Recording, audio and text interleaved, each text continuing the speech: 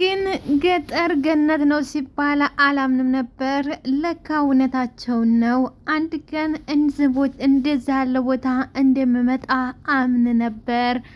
ማነች እንደ ያለችው ካላችሁ ሰንዬ የጆከር ሚስት።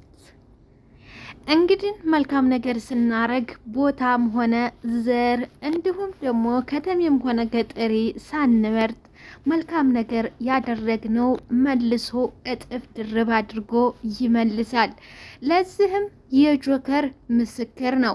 እንግዲህ በዛ አንዳንድ ጊዜ ያልታሰበና ያልተጠበቀ አደጋ እንደዚሁም ደግሞ መከራ ሲመጣ አንዳንድ ጊዜ ከኋላው መልካምን ነገር ይዞ ይመጣል። ያም በነስቢድ ምክንያት ጆከር ወደ እስር ቤት ተወረወረ። ከዛም እዛ እስር ቤት ነበረ ያገኘው ጓደኛውን። እናም ሲቀጠቅጡት እነ ጎቤ ሲቀጠቅጡት ጆከር ደግሞ ወንድ ላመሉ ይሞታል ይላል ያገሬ ሰው ሲተርት። ሰላም ጤና ይስጥልኝ ውድና የተከበራችሁ አድማጭ ተመልካቾቼ ላይክ ሰብስክራይብ በማድረግ ትጀምሩ ዘንድ በትህትና እጋብዛችኋለሁ። ለምታደርጉልኝ አመሰግናለሁ። ወንድ ላመሉ ሲል ይሞታል ይላል። ልባችሁ ውስጥ ጀግንነት ወንድነት ካላችሁ ወንድሜ ነው እህቴ ነው አትሉም። አንድ ምስኪን ሲደበደብ፣ አንድ ምስኪን አላግባብ ነገር ሲፈጠርበት ትገቡበት አላችሁ። ለምን ትላላችሁ? ዘር ምናምን ፈጽሞ አትመርጡም። ይሄ ደግሞ ሪሊ የሆነ ምድር ላይ ያለ ነው። አዎ ብዙ አይደለም። አንዳንድ ሰው ወንድሙ ራሱ ሲመታ የሚሸሻለ፣ አንዳንዱ ደግሞ በቃ ላመሉ። እናም ለዛ ነው ወንድ ላመሉ ሲል ይሞታል ይባላል። እና እዛ ሲደበድቡት ነበር። ጆከር ለምን ትመቱታላችሁ በማለት ለሱን መከታለሁ በማለት ራሱ እየተመታባቸው ብዙ ጊዜ ነበሩ። ምክንያቱም ጎቤ ኃይለኛ ነበር በሰዓቱ። ሆኖም ግን ፈርቶና እኔ ምን አገባኝ አላቀው አልጠይቀው ወንድሜ አይደለ ቢደበድበው እኔ ምን አገባኝ እኔን እስካልመታይ ድረስ አላለም ጆከር። ለምን ትመታዋለህ? ምን አደረገ? በማለት ነበር ሁል ጊዜ የሚጋፈጠው። እናም አንድ ቀን ይሄን ውለታህን እከፍልሃለሁ፣ አይዞህ፣ ይሄ ብቻ ሳይሆን እኔ ስፈታ አንተን ማስፈታሃለሁ በማለት ቃል ገባለት። ቃሉንም አከበረው። ከእስር ቤት አስፈታው። ምሽ ይሄ ብቻ መሳፈሪያ ሰጥቶ ወደ ሀገሩ ላከው። እናም መልካም ዘር የዘሩት መልካም ዘር ከዘራን ፍሬውን መልካም ሆኖ እንበለዋለን ማለት ነው። ይሄው ዛሬ ምላሽ እስከ ሚስቱ ጆከር ቤተሰብ የሌለው ምንም የሌለው ጆከርዬ ዛሬ ግን ያቺ የዘራት ዘር በክብር እስከ ባልተቤትህ በክብር እንዲመጣ ተብሎ በክብር አስጠራው። ምን አድርጎ ነው?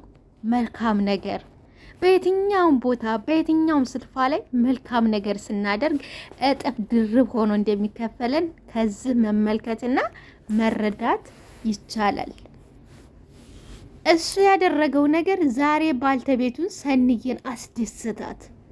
እሱ ለብቻው የዘራው ከሚስቱ ጋር መልካምን ፍሬ እንዲበሉ አደረጋችሁ። አስባችሁታል?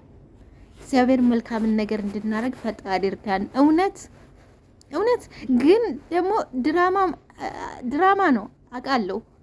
ሆኖም እንደዚህም ያለ እውነተኛ ታሪክ አለ። ይሄ ምንድን ነው ለእኛ የሚያስተምረን? ድራማ ብቻ አይተን እንድንወጣ አይደለም። ይሄ ከዚህ ምን እንገንዘብ፣ ከዚህ ምን እንማር፣ ይከፍለኛል ይሰጠኛል ብለን አይደለም ለሰው መልካም ማድረግ። በቃ ዝም ብለን ስናደርገው ባላሰብነው ባላጠበቅነው መልኩ ይመልስላና ማለት ነው። ሰንዬ በጣም በደስታ ተውጣለች። ምክንያቱም ገጠር ነው አየሩ፣ ዛፎቹ፣ የወፎቹ ድምፅ፣ የእንስሳቶቹ ብቻ ምን ልበላችሁ ሁሉ ነገር ያምራል። እናም ሰንዬ በጣም ነው ደስ ብሏትና ወዳው የሄደችው። ምናለች?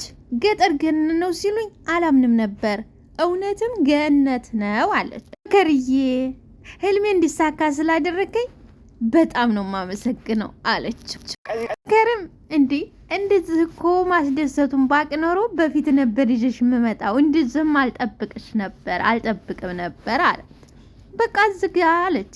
እዝጋ ቆንጆ ድንኳን ጥለን ለሽ ነው የምንለው። ምን ነው ባይበላ ባይጠጣ አየሩ ብቻ በቂ ነው። መብላት መጠጣት ምናምን ነው ድንኳን ጥለለሽ ነው አለችም። ከርየም እንዴ አንቺ እኮ ማታ ጅብ አለ ሀያ ጅቦ ማታ ይመጣል እኮ አለ። እንደዚህ ሙዝግ ጅብ አለ እንዳለች እንዴ ገጠር ከተማ ነው እንደ ጅብ ሊኖር ይችላል። ብዙ እኮ ጫካ የለም። ያው እንደምታየው ጫካ ነው፣ ትንሽ ጫካ አለ። ጫካ አለ ማለት ደግሞ ጅብ አለ ነው። ቶሎ ዘሪሁን መቶ ወሰደም በይ እስከ ስሙ ዘሪሁን ምን ልበላችሁ ማርያምን፣ እኔ በጣም ነው ደስ ያለኝ። ብስማ ግን እንደውልለት ጅብ ታለማ ደውልለት። አዩ ሰንዬ ተጨንቃለች። ከዛ ጆከር ውሸቱን ቀለደባት። ሰንዬ ተጨነቀ። እኔ ልጨነቅልሽ እኛ ታሪክ እንደዚህ እኮ ነው ቀሩ ትላለች። አይዞሽ እኔ ከፊት ቆሜ ለፍቅራችን ስል መስዋዕት ሆንልሻለሁ። እኔ ያለሁ ከፊት ቆምና ላያጅቡ እኔ መጀመሪያ መስዋዕት ሆናለሁ። የሽየም ውሃና ሙቀች ልጠባችሁ አለች። እንዴ እኛ እንታጠባለን። ዋ እንዴው ታሰባችሁልኝ። እግራችሁን ወዲህ በሉልኝና አጥቢያችሁ ቶሎ ልነሳ። አለዛ ጋሽ የተመጣ ይቆጭብኛል። እናንተን ማጠብ እኮ ለእኔ ክብር እንጂ ስቀት አይደለም አለችሽ። እንየም እሺ ግን ራሳችንን እንታጠብ እኮ ነበር አሸገርንሽ አለች።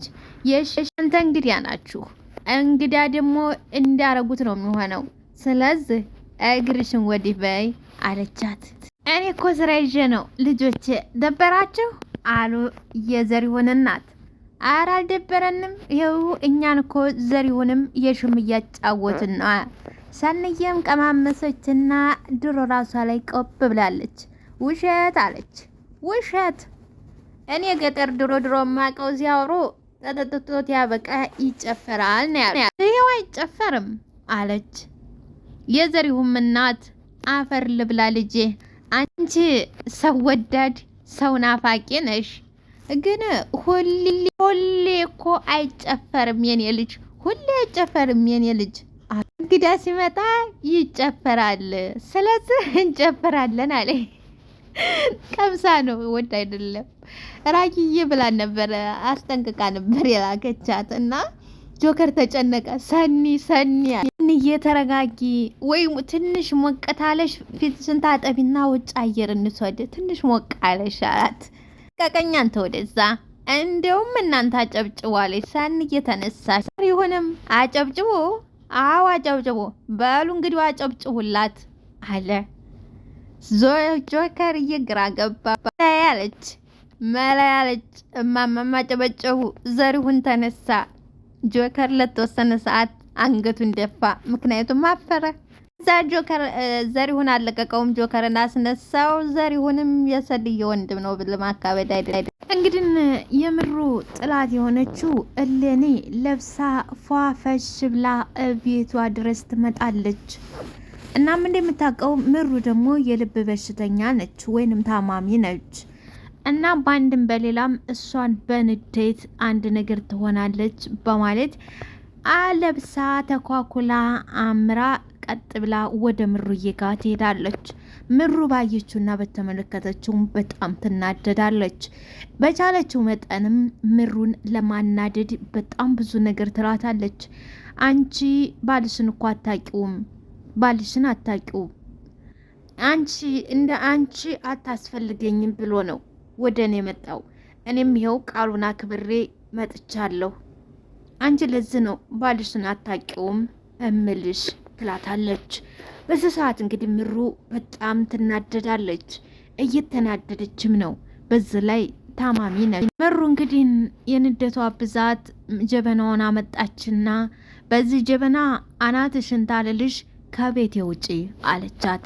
ህለኒም ሳቀቅ። ምሩዬ ምነው ገና ለገናው ቤቱ ልትረከበኝ ነው ብለሽ አንቺ የገዛሻቸውን እቃ ሰብረሽ ልትጨርሻቸው ነው ወይ ትላታለች። ምሩም በእጅ ዛሬ ሰበብ እንዳትሆኝብኝ ትላለች። ምሩ ባክሽ ልቅ አትንጫጭብኝ፣ እኔ የመጣሁት ታውን አውቀሽ ጥግሽን እንድትይዥ ነው የመጣሁት። አሁን አትንጫጭብኝ።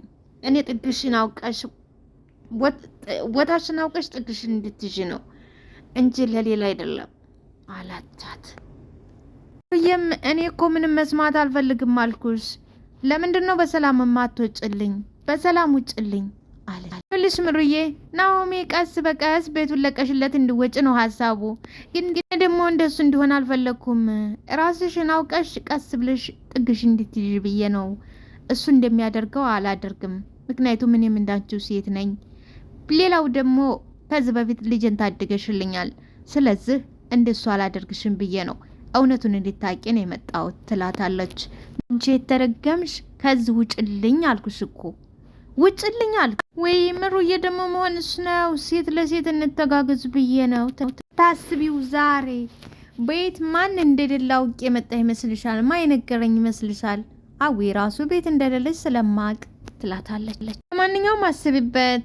ናሆም ያንቺን አሳብዶ እኔን ለማግባት ነው ሀሳቡ ትላታለች። በመጣሃን ደግሞ ያንን አልፈለግኩም። ጤንነትሽ ቤቱን ለቀሽ እንድወጭ ነው ሀሳብ፣ ወይ ታመች እንድወጭ ሀሳብ የለኝ። ያንን ስላሰብኩ ነው እዚህ ድረስ መጥቼ የነገርኩሽ ብላ አሳብዳት ወጣ። እንግዲህ ጽናት ግባትንና ተሶሲ ጋር ትግሉን አሁንም እንደቀጠለ ነው። የሚገርመው ነገር ዛሬ ካሜራ አስቀምጣ ነበር ወጣችው። ይታባሽና እሰራልሻለሁ በማለት አስቀምጣ ወጣች። ሶሲም ወደ ጓደኛዋ ጋር ደወለች። ያለ የሌለውን ዘከዘከች። ካሜራ ይቀዳል። ታሄደችበት ስትመለስ ጽናትዬ ሶስዬ ውሃውን ማላመጥ ብቻሽን ይደክምሻል፣ ልቀበልሽ ትላታለች። ትገፈትራታለች። እኔ እኮ አሁን ነው ገና ጫወታውን የጀመርኩት። ጫወታውን እኔ አሁን ነው የጀመርኩት። ኪራፊት ደህና ሰው መሰልኩሻ? ግራ ገባሽ? አሁን ገና ይኸው ጫወታውን ጀመርኩት። አሁን እንጫወታለን። ዛሬ አንቺ የመቃጠል ቀንስ ነው ትላለች ጽናት። ይኸውልሽ ከአሁን በኋላ እኔ ኪራፊት በጭራሽ አልጮህም፣ ኪራፊት በጭራሽ አልጮህም ትላታለች። እንደውም ጸጥ ብዬ የአንቺን መጨረሻ አሳምርልሻለሁ፣ በቃ አሳምርልሻለሁ ትላታለች። እንግዲህ በጣም ያሳዝናል። ውድና የተከበራችሁ አድማጭ ተመልካቾቼ ላይክ ሰብስክራይብ አድርጉ። በተለይ የዘሪሁንና የጆከር አድናቂዎች ዛሬ እውነት ላይክ አድርጉልሽ።